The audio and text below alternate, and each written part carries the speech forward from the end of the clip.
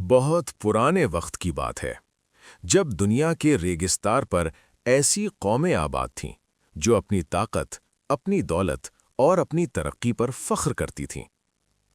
انہی قوموں میں سے ایک تھی قوم سمود۔ یہ لوگ ایک وسیع اور خوبصورت وادی میں رہتے تھے جہاں بلند پہاڑ انہیں چاروں طرف سے گھیرے ہوئے تھے، مگر یہ عام لوگ نہیں تھے۔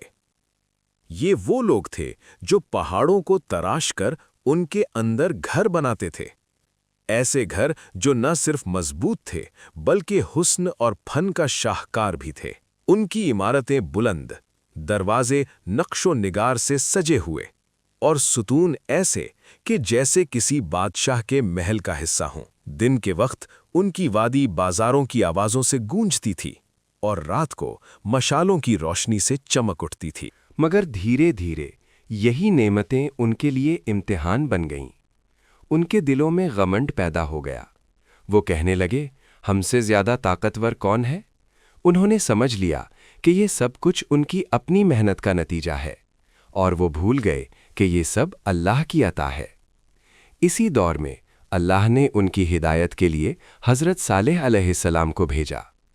حضرت صالح علیہ السلام اسی قوم کے ایک عزت دار اور شریف خاندان سے تعلق رکھتے تھے۔ بچپن ہی سے ان کا کردار مختلف تھا۔ ان کی باتوں میں حکمت تھی اور ان کے چہرے پر سکون۔ جب وہ جوان ہوئے تو قوم کے لوگ ان کی عقل اور دانائی کے قائل ہو گئے۔ مگر جب انہوں نے اپنی قوم کو اللہ کی طرف بلانا شروع کیا تو سب کچھ بدل گیا۔ انہوں نے کہا کہ صرف ایک اللہ کی عبادت کرو اور شرک سے دور رہو، مگر قوم کے سرداروں نے انکار کر دیا۔ انہوں نے ان کا مذاق اڑایا اور ان کی باتوں کو جھوٹ قرار دیا۔ پھر ایک دن انہوں نے ایک عجیب مطالبہ کیا۔ انہوں نے کہا کہ اگر وہ سچے ہیں تو پہاڑ کے اندر سے ایک زندہ اونٹنی نکال کر دکھائیں۔ یہ ایک ناممکن سی بات تھی، مگر اللہ کے لیے کچھ بھی ناممکن نہیں۔ حضرت صالح علیہ السلام نے دعا کی اور پھر ایک ایسا منظر سامنے آیا جو تاریخ میں کبھی نہیں دیکھا گیا تھا۔ چٹان پھٹ گئی اور اس کے اندر سے ایک عظیم اونٹنی ظاہر ہوئی۔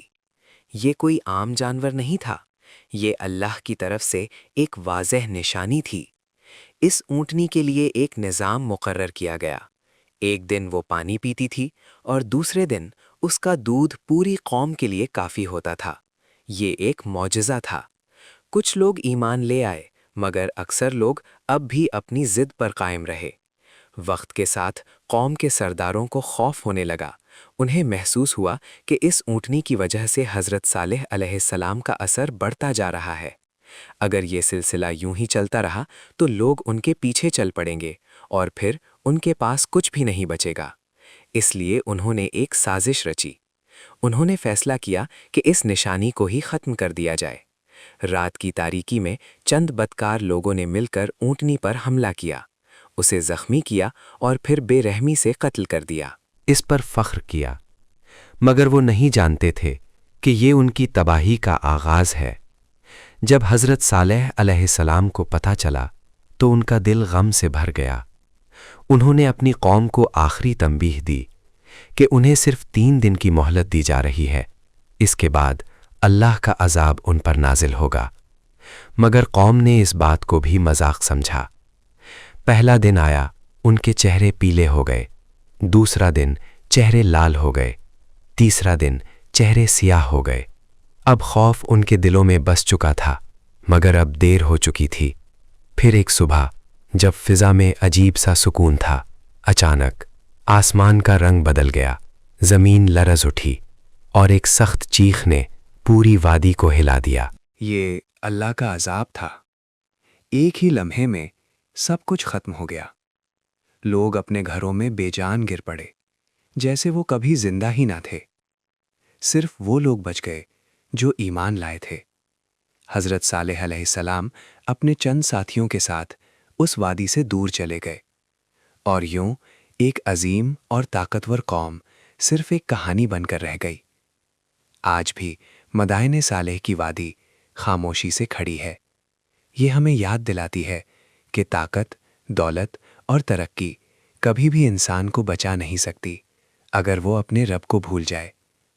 اور یہ کہانی صرف گزرے ہوئے وقت کی نہیں بلکہ ہر اس انسان کے لیے سبق ہے جو غمنڈ میں سچ کو ٹھکرا دیتا ہے۔